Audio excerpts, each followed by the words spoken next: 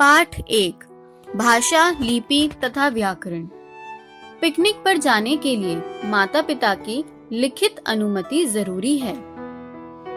माँ, इस अनुमति पत्र पर हस्ताक्षर कर दीजिए। अध्यापिका ने पिकनिक का कार्यक्रम बताया, बोलकर। छात्रों ने कार्यक्रम समझा, सुनकर। माता पिता अनुमति देंगे, लिखकर। अध्यापिका पिकनिक पर जाने की अनुमति देंगी, पढ़कर। इस तरह हम लोग बोलकर या लिखकर किसी बात को दूसरों तक पहुंचाते हैं तथा दूसरे लोग हमारी बातों को सुनकर या पढ़कर ग्रहण करते हैं। इसे ही विचारों का आदान प्रदान कहा जाता है। बोलना, सुनना, लिखना तथा पढ़ना भाषा के ये 4 कौशल हैं। भाषा वह साधन है जिसके द्वारा व्यक्ति अपने मन के भावों और विचारों को दूसरों तक पहुंचाता है और दूसरों के भावों और विचारों को ग्रहण करता है। भाषा के रूप। भाषा के 2 रूप होते हैं, मौखिक, लिखित।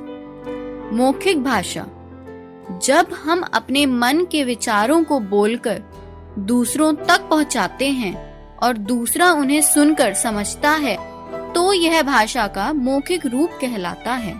जैसे समाचार वाचिका बोलकर समाचार सुना रही है, लोग नेताजी का भाषण सुन रहे हैं। लिखित भाषा, जब हम लिखकर अपनी बातें दूसरों तक पहुंचाते हैं और दूसरा उन्हें पढ़कर समझता है, तो यह भाषा का लिखित रूप कहलाता है। जैसे पिताजी पुस्तक पढ़ रहे हैं, छात्र उत्तर पुस्तिकाओं में लिख रहे हैं। 14 सितंबर 1949 को हिंदी को भारत की राज्य भाषा घोषित किया गया था। हम इस दिन को प्रति वर्ष हिंदी दिवस के रूप में मनाते हैं। भारत में अधिकांश लोग हिंदी भाषा का प्रयोग करते हैं। इसके अलावा विभिन्न राज्यों में अलग अलग भाषाएं बोली जाती हैं। इनमें से कुछ इस प्रकार है। राज्य भाषा: बंगाल बांग्ला, पंजाब पंजाबी, ओडिशा उड़िया, कश्मीर कश्मीरी, कर्नाटक कन्नड़, महाराष्ट्र मराठी, तेलंगाना तेलुगु, केरल मलयालम। भाषा के लिखने के ढंग को लिपि कहा जाता है। हिंदी, संस्कृत, मराठी आदि भाषाएं देवनागरी लिपि में, अंग्रेजी, जर्मन, स्पेनिश आदि भाषाएं रोमन लिपि में, उर्दू भाषा फारसी लिपि में, पंजाबी भाषा गुरुमुखी लिपि में लिखी जाती है। नेत्रहीन व्यक्तियों के लिए बनाई गई लिपि को ब्रेल लिपि कहते हैं। व्याकरण। व्याकरण वह शास्त्र है जो भाषा के शुद्ध अशुद्ध रूप का ज्ञान कराता है। जैसे चिड़िया उड़ रहा है, अशुद्ध; चिड़िया उड़ रही है, शुद्ध। मुझे पाठ पढ़नी है, अशुद्ध; मुझे पाठ पढ़ना है, शुद्ध।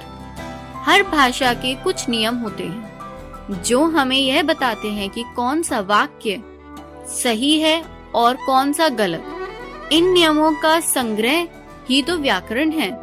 भाषा के प्रयोग में कोई गलती ना हो, इसलिए इन नियमों का ज्ञान जरूरी है। व्याकरण वह शास्त्र है जो भाषा नियमों की जानकारी देता है। कुछ और जाने।